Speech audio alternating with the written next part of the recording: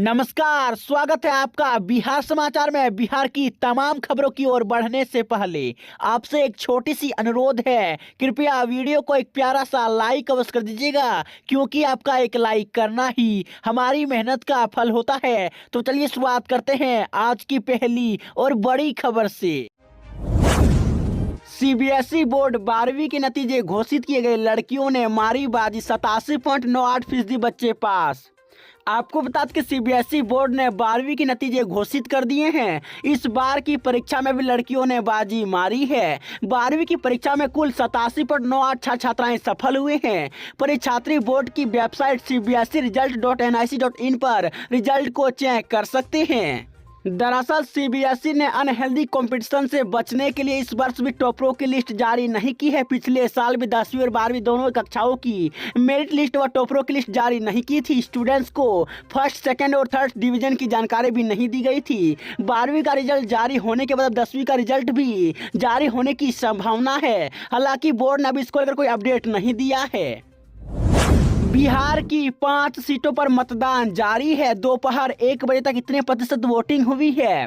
आपको बता दें कि लोकसभा चुनाव के चौथे चरण में आज देश भर को 10 राज्यों और केंद्र शासित प्रदेशों में सुबह 7 से वोटिंग जारी है। चौथे चरण में बिहार की कुल 5 सीटों पर मतदान हो रहा है। राज्य निर्वाचन आयोग द्वारा जारी आंकड़ों के मुताबिक बिहार की 5 सीटें दरभंगा, उजियारपुर, समस्तीपुर, बेगूसराय और मुंगेर में दोपहर 1 बजे तक औसतन 34% वोटिंग हुई है। दरअसल चुनाव आयोग की तरफ से जारी आंकड़ों के अनुसार दरभंगा में दोपहर 1 बजे तक 33% वोटिंग हुई है, जबकि उजियारपुर में 1 बजे तक 34%, समस्तीपुर में 36%, बेगूसराय में 33% और मुंगेर लोकसभा सीट पर दोपहर 1 बजे तक 35% वोटिंग हुई है। सभी 5 सीटों पर दोपहर 1 बजे तक औसतन कुल 34% वोटिंग हुई है।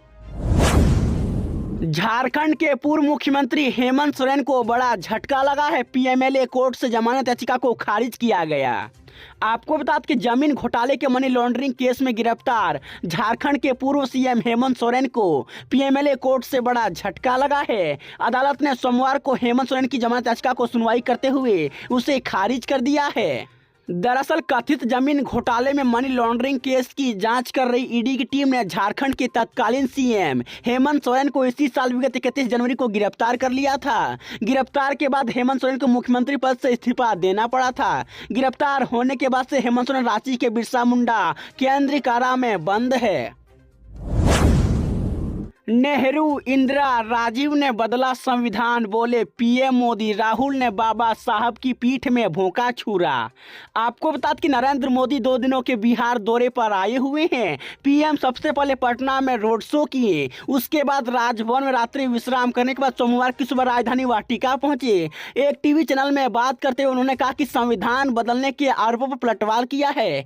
पीएम ने साफ लहजे में कहा कि हम संविधान नहीं बदल रहे हैं, बल्कि संविधान के साथ धोखा तो कांग्रेस और गांधी परिवार ने किया है। सबसे पहले पंडित नेहरू ने ही संविधान को बदला था।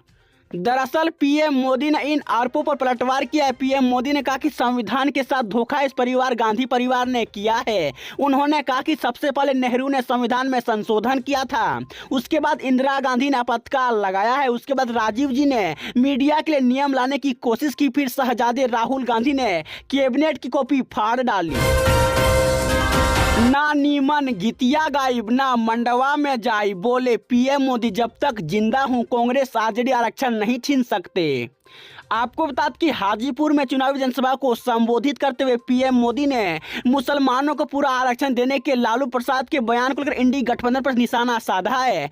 पीएम मोदी ने कहा कि अब वह वक्त चला गया जब महिलाओं के आरक्षण का कागज फाड़ दिया गया था। अब ऐसा किया तो लेने के देने पड़ जाएंगे। उन्होंने कहा कि उनके जीते जी आरक्षण को कोई छीन नहीं सकता है। दरअसल प्रधानमंत्री ने कहा कि आजकल इंडी गठबंधन का हर दल राम मंदिर के लिए भद्दी भद्दी बातें कर रहा है और ऐसी बातें कहकर आपको चिढ़ा रहा है। ऐसे लोगों को कोई माफ नहीं कर सकता है। आरजेडी और कांग्रेस की प्राथमिकता देश की जनता नहीं, बल्कि उनका अपना वोट बैंक है। बिहार में जंगल राज लाने वाले जो व्यक्ति हैं, जिसको चारा घोटाले में अदालत ने सजा सुनाई है, उन्हें अभी अभी एक बयान दिया है। पटना के बाद वाराणसी में साथ दिखेंगे पीएम मोदी और नीतीश कुमार, नामांकन कार्यक्रम में होंगे शामिल। आपको बता दें कि पटना में पीएम मोदी के रोड शो में शामिल होने के बाद अब सीएम नीतीश कुमार प्रधानमंत्री के नामांकन में भी मौजूद रहेंगे। पीएम नरेंद्र मोदी कल यानी 14 मई को तीसरी बार वाराणसी लोकसभा सीट से अपना नामांकन करेंगे। इस दौरान उनके साथ सीएम नीतीश के अलावा एनडीए के कई बड़े नेता और मंत्री और सांसद शामिल होंगे।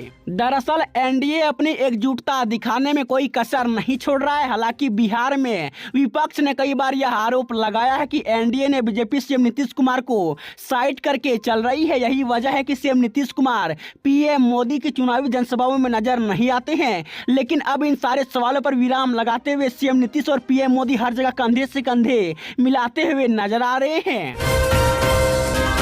चौथे चरण की वोटिंग के बीच हाजीपुर में पीएम मोदी की चुनावी सभा की लोगों से अधिक वोट करने की अपील की है। आपको बता दें कि प्रधानमंत्री नरेंद्र मोदी अपने चुनावी अभियान के तहत सोमवार को हाजीपुर पहुंचे और विशाल जनसभा को संबोधित किया। लोजपा रामविलास के चीफ चिराग पासवान के पक्ष में उन्होंने लोगों को वोट की अपील करते हुए चिराग पासवान के दिवंगत पिता रामविलास पासवान को भी याद किया।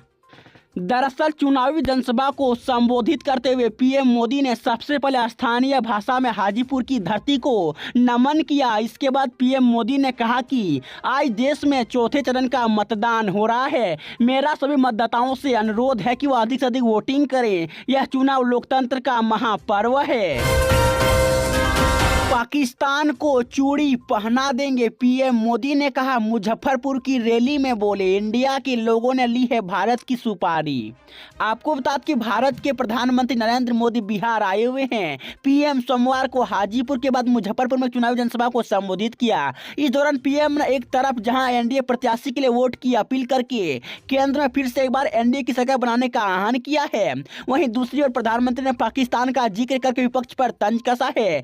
पीएम ने साफ लहजे में पाकिस्तान को चूड़ियां पहना देने की बात कही है। वहीं पीएम ने विपक्षी दलों पर निशाना साधते हुए क्या कहा, आप इस वीडियो को ध्यान से देख सकते हैं। इतने डरे हुए हैं, इनको रात में सपने में भी पाकिस्तान का परमाणु बम दिखाई देता है। ये कांग्रेस के नेताओं के, इंडी गठबंधन के नेताओं के कैसे कैसे बयान आ रहे हैं। कहते हैं कि पाकिस्तान ने चूड़ियां नहीं पहनी है। अरे भाई पहना देंगे। पीएम मोदी छपरा में बोले, मुसलमानों को आरक्षण देकर देश में आग लगाना चाहती है आरजेडी कांग्रेस। आपको बता दें कि बिहार में चौथे चरण के लोकसभा चुनाव के तहत 5 सीट पर मतदान के बीच पीएम नरेंद्र मोदी सोमवार को हाजीपुर, मुजफ्फरपुर और सारण लोकसभा सीट पर एनडीए गठबंधन के उम्मीदवारों के समर्थन में चुनावी रैलियां कर रहे हैं। पीएम मोदी पटना साहिब गुरुद्वारा की लंगर में सेवा के बाद हाजीपुर पहुंचे, जहां चिराग पासवान के समर्थन में रैली को संबोधित किया। इस दौरान उन्होंने दिवंगत रामविलास पासवान को याद किया। साथ ही मुसलमान आरक्षण के मुद्दे पर उन्होंने आरजेडी सुप्रीमो लालू प्रसाद पर जमकर हमला बोला है। वहीं प्रधानमंत्री बिहार की चुनावी सभाओं के बाद शाम में वाराणसी में रोड शो करेंगे और मंगलवार को लोकसभा चुनाव के लिए नामांकन दाखिल करेंगे।